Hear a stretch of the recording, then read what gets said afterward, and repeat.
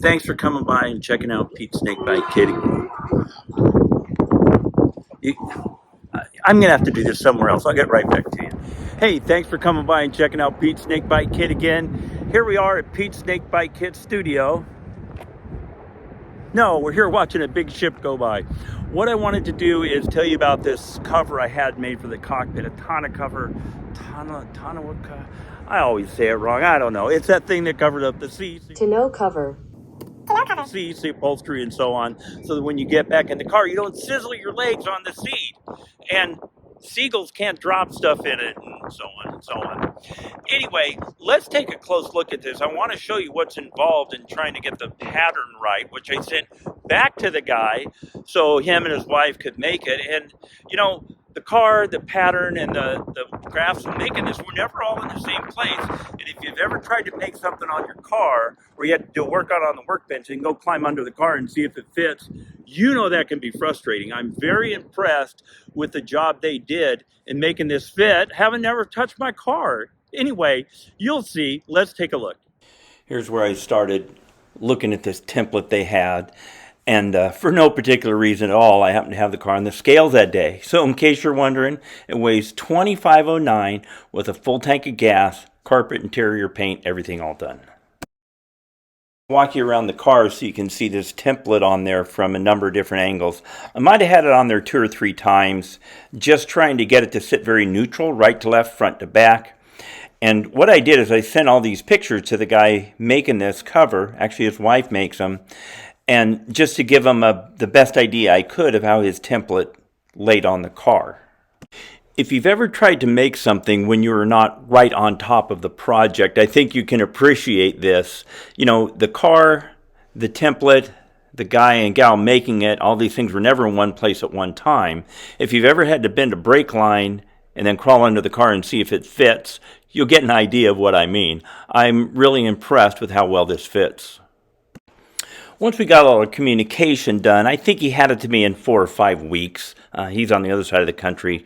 I thought that was pretty good. So it finally got here. This does fit in the trunk. It's kind of long, but it definitely, fits in the trunk. So let's go ahead and put it on and see what it looks like. It slips right out of here. And you can put it on with one person. It takes a little hand-eye coordination. I'm not long on either one. With 2 people, of course, this would be a snap.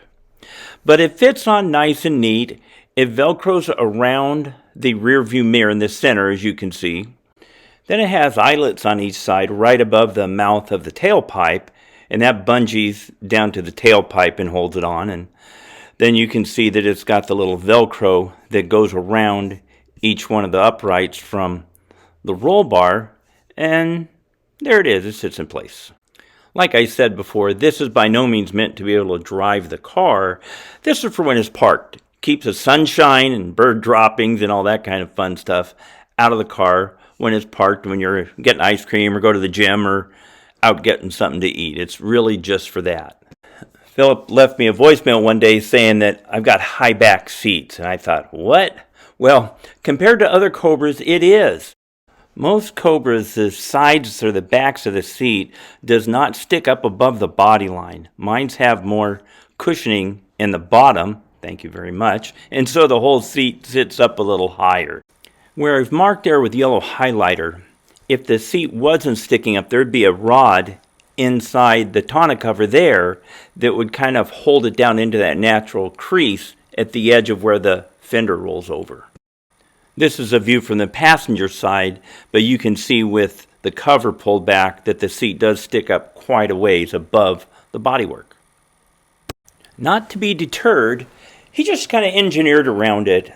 There are rods you can see in the middle there, and then you'll see a little bit later in here there's rods at the very edge, on the outside edge on both sides, that's pulling the cover taut right above the grommets. You can see it there. So it fits a little different than what he designed, but I think it still looks like it's going to work pretty good. So there you have it. If that's something you need, I'll put their contact information up here.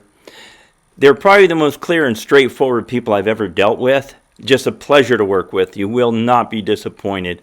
So if that's what you're looking for, get a hold of Phillip and Kay. Have you ever been down that twisty street in San Francisco, Lombard, really fast? Every time I go down this, I try and go down a little faster than I did last time. Let's see how this one goes. You ready?